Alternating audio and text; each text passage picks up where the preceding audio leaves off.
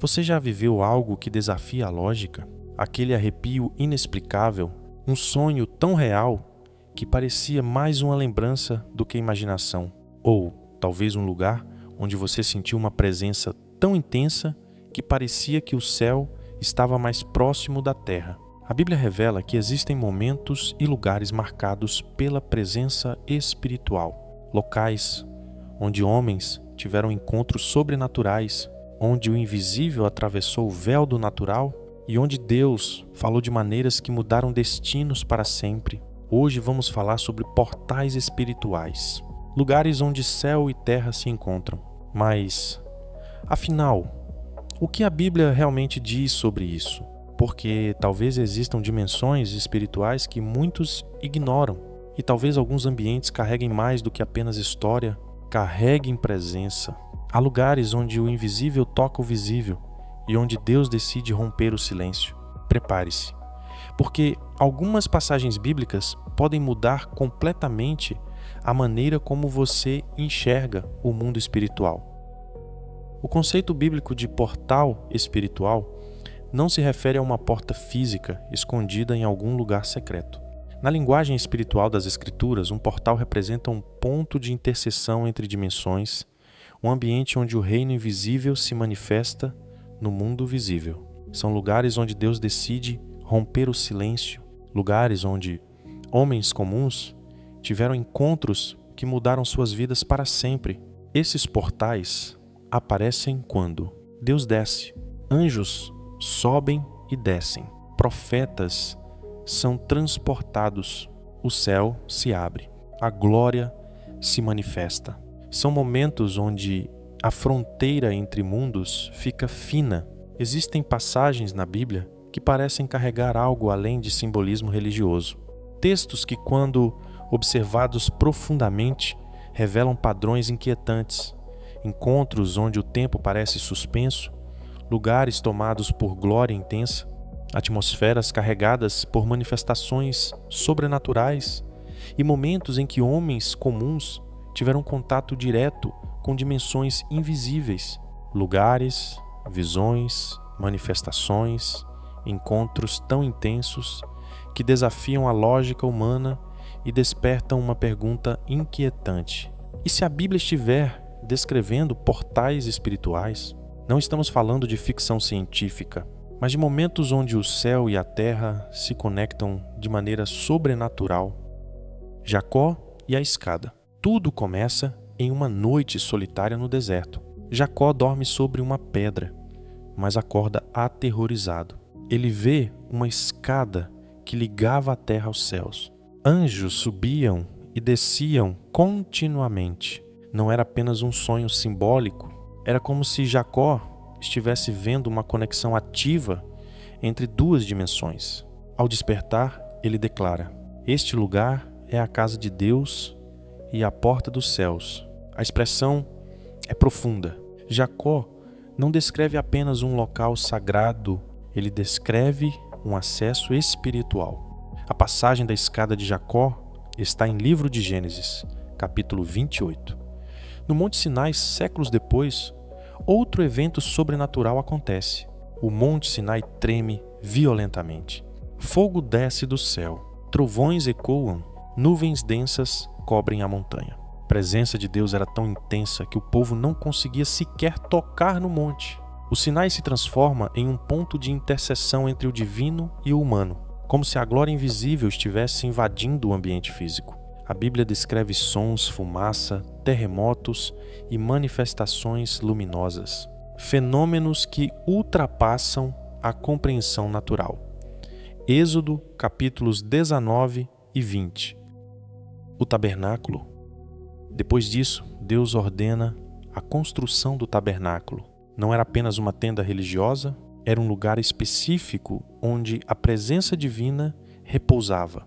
A nuvem descia. A glória enchia o ambiente. Os sacerdotes muitas vezes não conseguiam permanecer de pé diante da intensidade espiritual. O tabernáculo funcionava como um ponto de encontro entre Deus e o homem, um espaço separado do comum, um território consagrado onde o invisível se manifestava. O o tabernáculo aparece principalmente entre Êxodo 25:40. O batismo de Jesus pode ser visto como um portal. Então chegamos a um dos momentos mais misteriosos do Novo Testamento. Jesus entra nas águas do Jordão e, de repente, os céus se abrem. A linguagem é impressionante. A Bíblia não diz apenas que Jesus teve uma visão, ela diz que o céu foi aberto, o Espírito Santo desce como uma pomba e uma voz ecoa dos céus. Este é meu Filho amado. É como se, por um instante, o reino invisível tivesse se tornado acessível aos olhos humanos. O batismo de Jesus aparece nos 4 evangelhos, mas a descrição mais forte está em Mateus 3, 13 ao 17. A visão de Ezequiel, talvez uma das experiências mais enigmáticas da Bíblia. O profeta Ezequiel vê criaturas espirituais indescritíveis, rodas dentro de rodas, olhos ao redor, luz intensa, movimentos impossíveis, acima deles um trono glorioso. A visão parece ultrapassar completamente os limites da linguagem humana. Ezequiel tenta descrever algo que não pertence totalmente à nossa realidade. Durante séculos, estudiosos debateram essa passagem porque ela carrega características de uma experiência dimensional profunda. A visão mais famosa de Ezequiel está em Ezequiel capítulo 1, a transfiguração como um portal. Em uma montanha isolada, Jesus começa a resplandecer diante dos discípulos. Então algo extraordinário acontece. Moisés e Elias aparecem conversando com ele. 2 homens separados por séculos da história humana surgem ali repentinamente. O céu toca a terra novamente. Os discípulos ficam aterrorizados porque percebem que estão vendo algo além da realidade comum. A transfiguração revela que existe uma dimensão espiritual ativa paralela ao mundo visível. A transfiguração de Jesus é um dos momentos mais sobrenaturais dos evangelhos. Ela aparece em Mateus 1:17. João e a porta aberta no céu. Mas talvez o maior símbolo de portal espiritual esteja em Apocalipse. João declara: vi uma porta aberta no céu.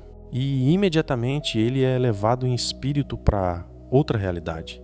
Ele vê o trono de Deus, seres celestiais, criaturas espirituais, eventos futuros, dimensões invisíveis. Tudo começa com uma porta aberta, uma passagem entre o natural e o sobrenatural. A visão da porta aberta no céu aparece em Apocalipse 4:1. Conclusão. O mais intrigante é que todos esses eventos possuem o mesmo padrão. Um rompimento entre dimensões, momentos em que o invisível invade o mundo físico. Escadas, nuvens, portas abertas, montanhas, tronos, luzes, seres celestiais. A Bíblia inteira parece sugerir que existe muito mais acontecendo ao nosso redor do que os olhos humanos conseguem perceber. Talvez o mundo espiritual esteja mais próximo do que imaginamos. A Bíblia mostra que certos lugares têm atmosferas espirituais específicas. Montes como Sinai, Carmelo e Sião. Altares como o de Abraão e Elias. Templos como o Tabernáculo e Templo de Salomão. Territórios consagrados ou contaminados. Esses lugares funcionam como antenas espirituais, amplificando a presença de Deus ou a atividade do mal. Quando falamos de portais, também podem ser portais negativos. A Bíblia fala de portas do inferno, lugares de idolatria que atraem espíritos, regiões de trevas espirituais, portas abertas pelo pecado. Ou seja, portais podem ser ativados por Deus ou pelo homem. Mas o Novo Testamento revela algo ainda mais profundo e talvez muito mais perturbador para quem tenta compreender a espiritualidade apenas de forma simbólica. O maior portal da Bíblia não é um lugar, não é uma montanha, não é um templo, não é uma visão, é uma pessoa. Jesus olha para a humanidade e faz uma declaração que atravessa os séculos. Eu sou a porta. Essa frase carrega um peso espiritual gigantesco, Porque, na linguagem bíblica, portas representam acesso, passagem, entrada entre dois ambientes diferentes. Uma porta separa realidades. Quando Jesus declara "Eu sou a porta", ele não está apenas usando uma metáfora poética. Ele está afirmando ser o ponto definitivo de conexão entre o céu e a terra, o acesso vivo entre o mundo visível e o reino eterno de Deus. Desde o princípio, a humanidade vive marcada pela separação espiritual. O Éden representava comunhão plena com Deus, mas a queda criou um abismo invisível entre o homem e a presença divina. A partir daquele momento, toda a história bíblica passa a carregar ecos de um desejo de retorno, como se a criação inteira estivesse procurando novamente o caminho de casa. Então Jesus surge, e por onde ele passa, o sobrenatural começa a romper as barreiras da realidade comum. Os cegos enxergam, os paralíticos andam, os mortos retornam à vida, os demônios recuam diante de sua voz. O vento e o mar obedecem comandos. Não era apenas poder espiritual. Era como se outra dimensão estivesse invadindo o mundo físico através dele. Jesus não apenas falava sobre o céu, ele carregava o céu dentro de si. Na parte 2 desse breve estudo sobre portais espirituais e lugares onde céu e terra se encontram, no próximo vídeo falaremos sobre portais negativos e antenas espirituais que amplificam a presença de atividades das trevas e do mal. Não perca! Se você gostou desse conteúdo, visite o meu website, velrasgado.com. Aqui você vai encontrar os nossos livros e, em especial, O Veneno da Serpente.